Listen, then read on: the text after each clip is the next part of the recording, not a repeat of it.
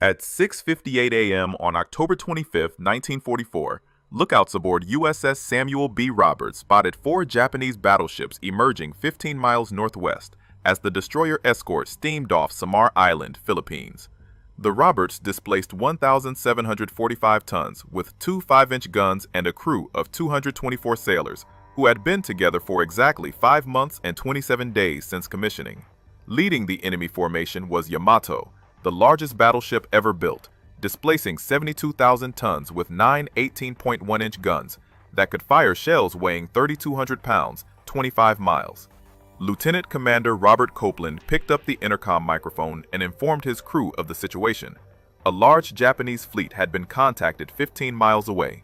4 battleships, 8 cruisers, multiple destroyers, all heading directly toward the American task force. Copeland told them this would be a fight against overwhelming odds from which survival could not be expected.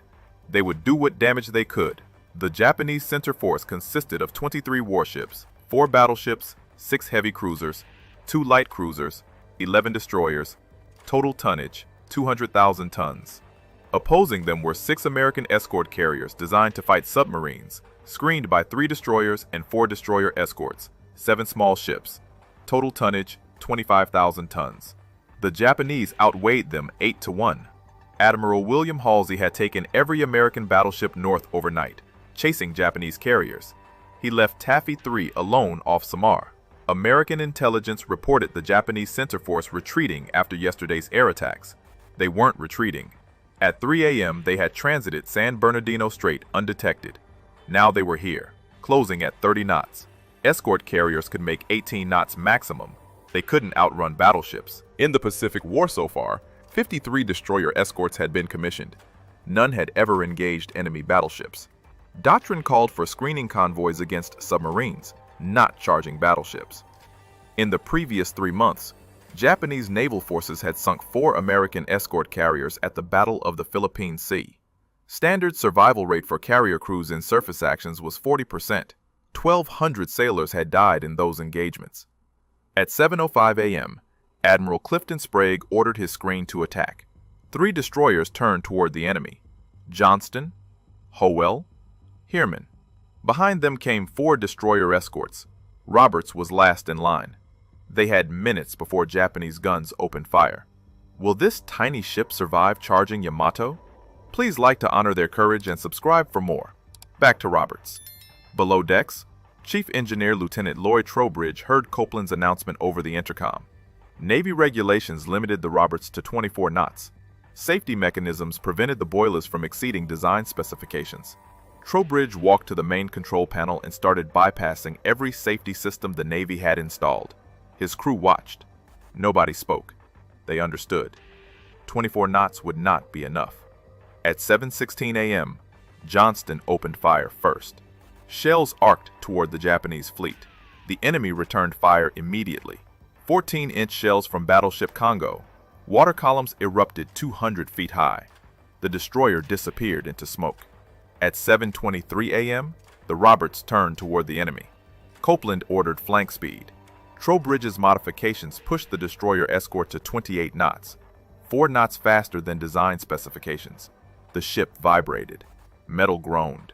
Steam pressure gauges climbed into the red zone. Nobody cared. Speed was life. The Japanese fleet spread across 10 miles of ocean. Yamato steamed in the center. Heavy cruiser Chikuma led the right flank, 8 miles ahead of the battleship. Cruiser Tone followed 2 miles behind Chikuma. To the left, cruisers Haguro and Chokai closed on the American carriers. Between them, destroyers formed a screening line. The Roberts had to penetrate that screen, reach torpedo range, fire, escape. Torpedo range was 5,000 yards, 2.8 miles. Roberts' 3 Mark 15 torpedoes could travel that distance at 46 knots. But getting within 5,000 yards meant running through a gauntlet of shells from ships that could hit targets at 25,000 yards. The math was simple. For every mile the Roberts advanced, the Japanese could fire 5 miles worth of shells at her. At 7:32 a.m., shells began falling around the destroyer escort. 8-inch rounds from heavy cruiser Chikuma. Green dye markers in the splashes helped Japanese spotters track their aim. One shell landed 50 yards off the port bow. Another struck 20 yards to starboard. Water columns towered over the ship's mast. Copeland ordered hard left rudder, then hard right, zigzag pattern. Keep the enemy guessing. Make their rangefinders work. Gun Captain Lieutenant William Burton stood in the forward 5-inch gun mount. His crew had trained for 6 months, fired thousands of practice rounds. Never against battleships. The forward gun could fire 15 rounds per minute with a trained crew. Burton had a trained crew.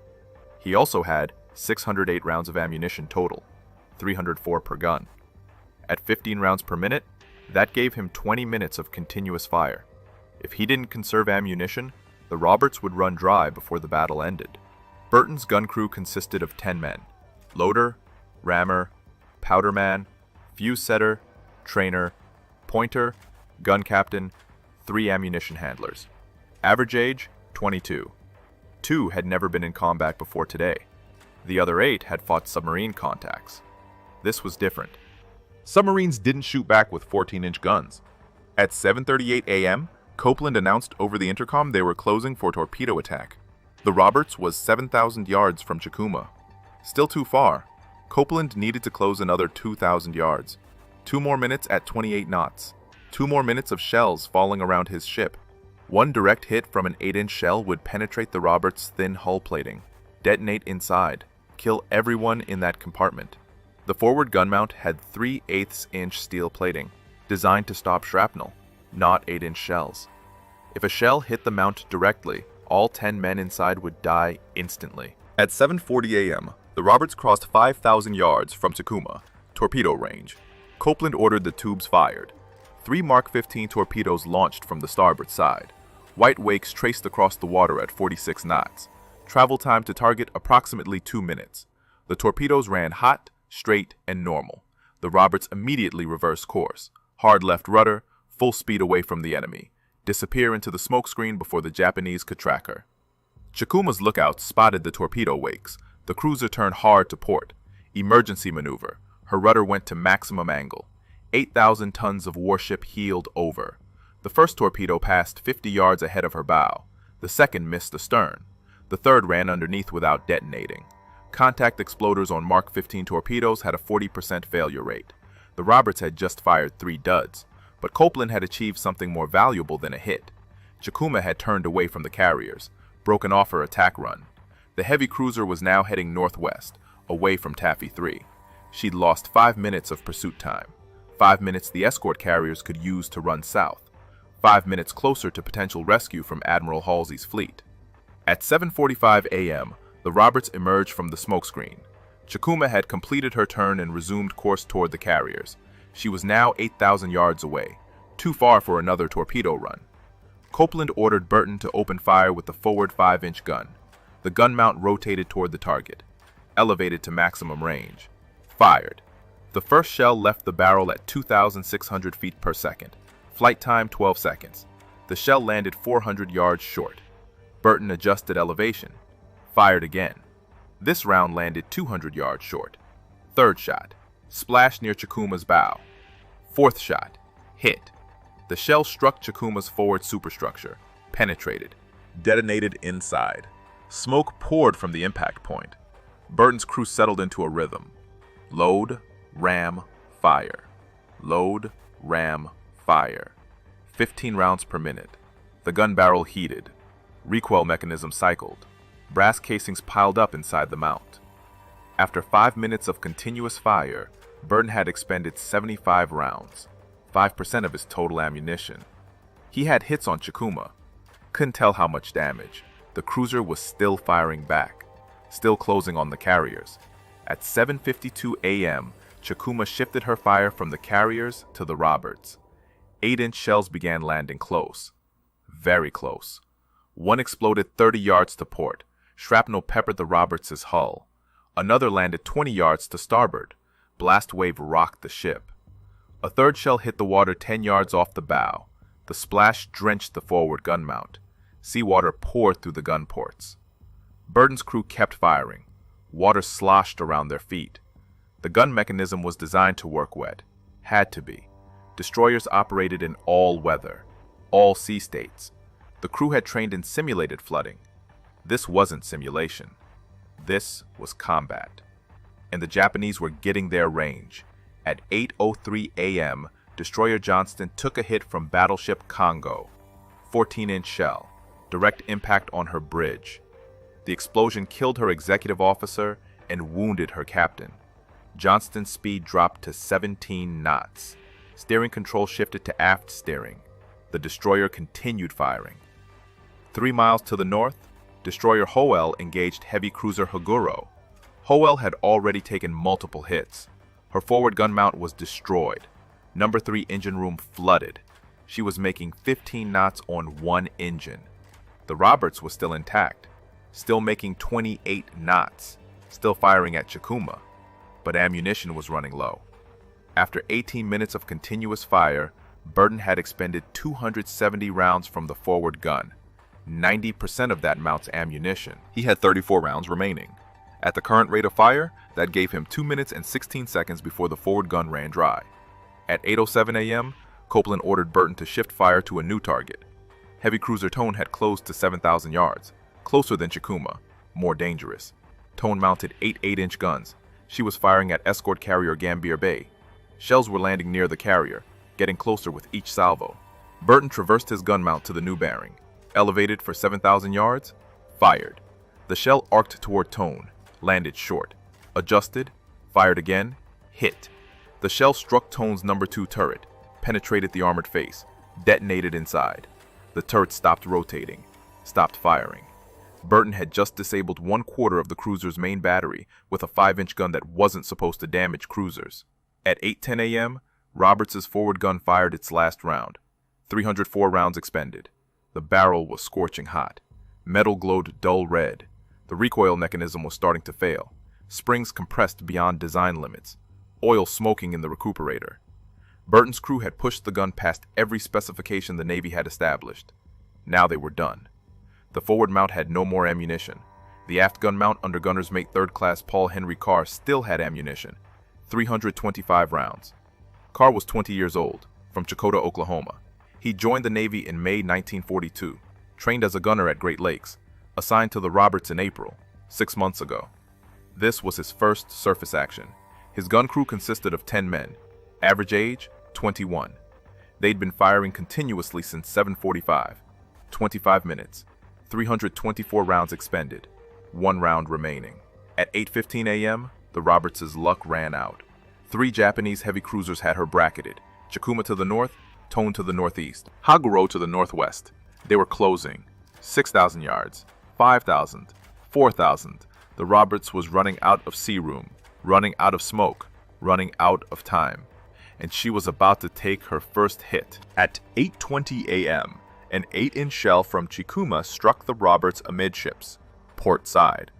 The shell penetrated the thin hull plating, traveled through the galley, exited the starboard side without detonating, punched a hole 3 feet wide. Seawater began flooding the lower decks. Damage control teams rushed to seal the breach, stuffed mattresses into the holes, shored up buckled bulkheads. The Roberts took on a 5-degree list to port. 2 minutes later, a second shell hit. This one detonated. The explosion tore through the crew's berthing compartment, killed 6 men instantly. Ruptured steam lines.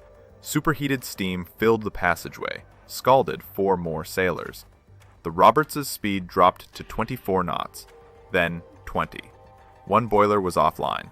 Trowbridge was fighting to keep the other running. At 8:25 a.m., Paul Carr's aft gun mount lost electrical power. The power train that rotated the mount stopped. The hydraulic ram that loaded shells stopped. The firing mechanism went dead. The mount was now manually operated. Carr's crew had trained for this. Every destroyer escort crew trained for combat damage. They knew how to operate the gun without power. It just took longer. Manual operation required muscle. The trainer and pointer hand-cranked the mount to aim at targets. The loader and rammer manually lifted each 54-pound shell, rammed it into the breech by hand. The gun captain manually triggered the firing pin. Rate of fire dropped from 15 rounds per minute to 6, maybe 7 if the crew was fast. Carr's crew was fast. They kept firing, cranked the mount toward Tone, loaded a shell, rammed it home, fired. The recoil mechanism absorbed 8 Tons of backward force. The mount shook, the deck plates bent. Load another shell. Ram, fire. 6 rounds per minute. The gun barrel was glowing red now. Heat radiated through the mount. Temperature inside reached 130 degrees. The crew was soaking wet. Sweat, seawater from near misses, steam from ruptured lines below decks. At 8:30 a.m., disaster struck the aft mount. A powder charge cooked off. Spontaneous ignition from the overheated breech. The explosion tore through the gun mount, killed 3 men instantly, wounded 7 others. Shrapnel shredded the interior. The blast threw Carr backward against the bulkhead. A jagged piece of steel caught him from neck to groin, ripped him open. He fell, landed on the deck.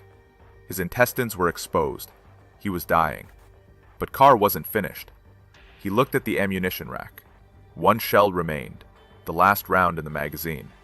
He crawled toward it, grabbed it. 54 pounds. He couldn't lift it alone, couldn't stand. He held the shell against his chest. Blood poured from the wound. He looked at the breech, looked at his crew. They had to load this shell, had to keep firing. Machinist mate 2nd Class Chalmer Goheen found Carr holding the shell, begging to load it. Goheen took the shell from Carr's hands, tried to help him away from the destroyed gun mount. Carr refused to move. He kept pointing at the breech, kept trying to make Goheen understand. Load the shell. Fire the gun. Keep fighting. Goheen set the shell down, dragged Carr away from the mount. The gun was destroyed. The breech was shattered. The firing mechanism was gone. There was no way to fire that last shell. Carr didn't understand, or maybe he understood and didn't care. He died 5 minutes later, still trying to get back to his gun. At 8:35 a.m., the Roberts took another hit. 14-inch shell, either from Congo or Haruna. Both battleships were firing at the destroyer escort now. The massive shell struck the starboard side, penetrated the number 2 engine room, detonated inside. The explosion tore a hole 40 feet long and 10 feet wide in the hull. Seawater rushed in. The engine room flooded in 30 seconds. 8 men were killed instantly. The Roberts' speed dropped to 10 knots. Then 5, then dead in the water. Copeland ordered all remaining crew topside. The ship was dying. No power, no steering. 3 feet of water in the lower decks. Fires burning in 4 compartments. The Roberts was settling by the stern, going down. At 8:45 a.m., more shells hit. 6-inch rounds from light cruiser Noshiro, 8-inch rounds from Haguro. The Japanese were pounding the helpless destroyer escort. Each hit killed more men, wounded more. The Roberts had become a stationary target. At 9:10 a.m., Copeland gave the order to abandon ship. 115 men were already dead or missing.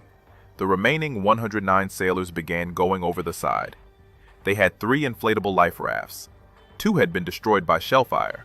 1 remained, designed to hold 16 men. They put the wounded in the raft. Everyone else went into the water. 3 floater nets drifted nearby. Men clung to them, held on to anything that floated. Pieces of debris, empty shell casings, wooden planks.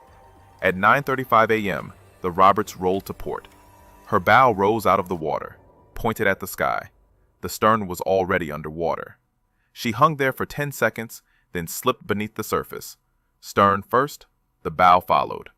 306 feet of warship disappeared into the Philippine Sea. She sank in 600 fathoms, 3,600 feet deep, the deepest any American warship had been sunk in combat. 109 men were in the water. Many were wounded, burns, shrapnel wounds, broken bones. All were covered in fuel oil, thick black oil from the Roberts' ruptured fuel tanks. The oil coated everything, got in their eyes, their mouths, their lungs. Some men were vomiting, others were unconscious. The water temperature was 84 degrees, warm enough to survive, for a while. They had no food, no fresh water, no rescue in sight. The battle was still raging around them. Japanese warships steamed past. None stopped to pick them up. At 9:45 a.m., Admiral Takeo Kurita ordered the Japanese center force to withdraw. His cruisers had taken heavy damage from the destroyers and aircraft. Chokai was dead in the water. Chikuma was on fire. Suzuya's torpedoes had exploded from a near miss. Kumano's bow had been blown off by a torpedo. 3 heavy cruisers critically damaged. Kurita believed he was fighting fleet carriers and heavy cruisers. His staff kept insisting they were engaging Admiral Halsey's Third Fleet. They were wrong. The escort carriers of Taffy 3 were Liberty ship hulls with flight decks. The destroyers were tin cans with 5-inch guns. But the confusion saved the American invasion fleet. The Japanese turned north, headed back toward San Bernardino Strait. The battle off Samar was over. 3 American ships had been sunk. Destroyer escort Samuel B. Roberts, destroyers Johnston and Howell, escort carrier Gambier Bay had capsized under fire from Yamato's 18-inch guns. 1,277 American sailors were dead or missing, another 1,000 wounded. But the invasion fleet at Leyte Gulf survived. MacArthur's troops continued landing. Supplies continued flowing ashore. The Japanese had lost their last chance to stop the Philippine campaign. In the water off Samar, 109 survivors from the Roberts drifted. The battle had moved away, north, then out of sight. Silence settled over the ocean. No engines, no gunfire. Just waves lapping against life jackets. The men clustered around the single life raft and 2 floater nets. The wounded were in the raft. Everyone else held on to the edges, or clung to the nets, or just floated nearby in life jackets. They spread out over a 1/4 mile of ocean. Small groups, 2 men, 5 men, 10, trying to stay together, trying not to drift apart. The fuel oil was the worst part.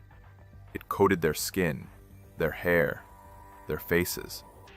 Thick black crude from the Roberts' ruptured fuel tanks. Getting it in your eyes caused temporary blindness, burning, stinging pain. Getting it in your mouth caused vomiting, retching. Some men couldn't stop vomiting. They grew weaker with each hour, dehydrated. The sun rose higher. Temperature climbed above 90 degrees. The men had no shade, no water, no food. The wounded were suffering. Burns were infected within hours in the tropical heat. Open wounds exposed to seawater, to fuel oil, to bacteria. At 2 p.m. on October 25th, sharks arrived. Small ones at first, 6 feet long, black-tipped reef sharks. They circled the survivors, bumped into men, investigating, testing. One sailor removed his oil-soaked clothes to swim easier. Bad decision. The exposed white skin caught a shark's attention. It nudged his leg. Harder. The man panicked, climbed back onto the floater net, cut his hands on the rough rope. Later, larger sharks appeared.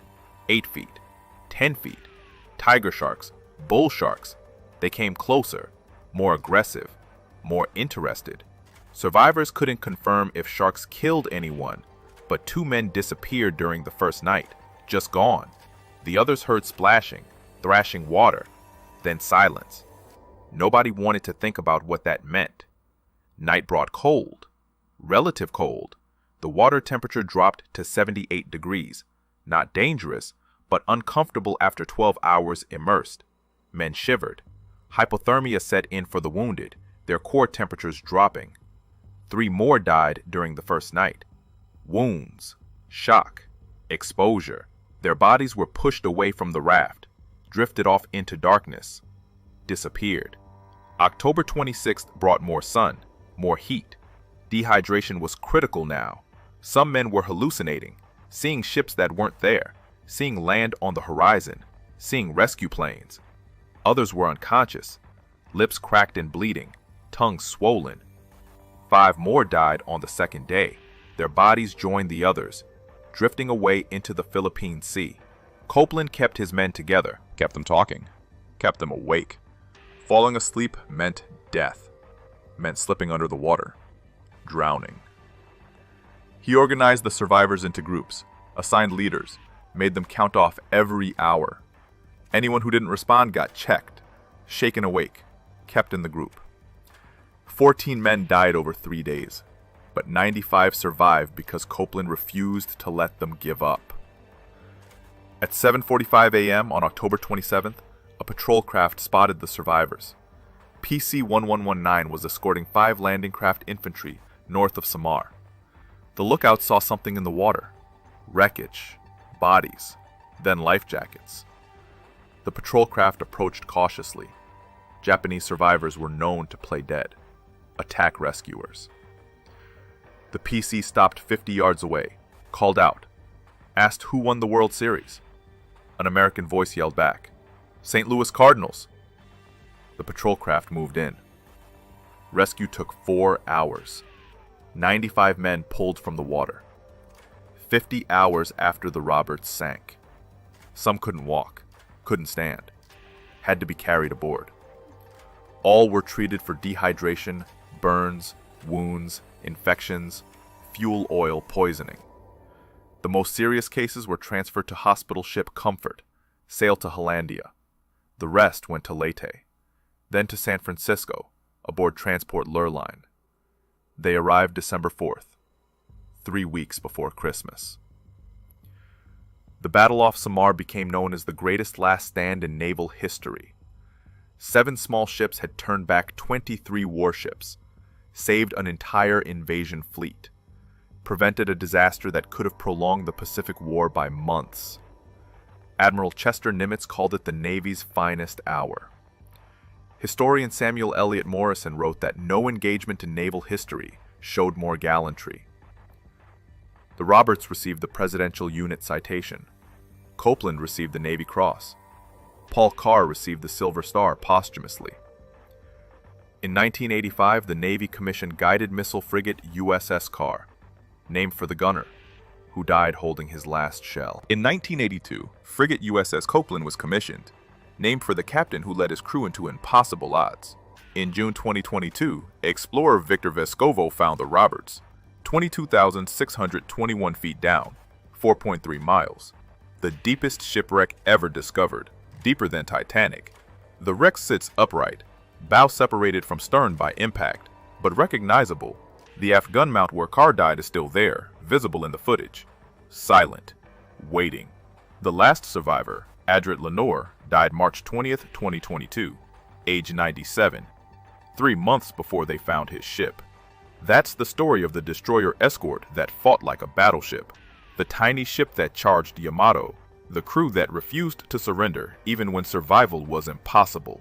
If this story moved you, hit that like button to honor their sacrifice. Subscribe to keep these forgotten heroes remembered. Turn on notifications so you never miss a story like this. Drop a comment and tell us where you're watching from. Do you have family who served in World War II? Share their story below. We read every comment. Thanks for watching. We'll see you in the next one.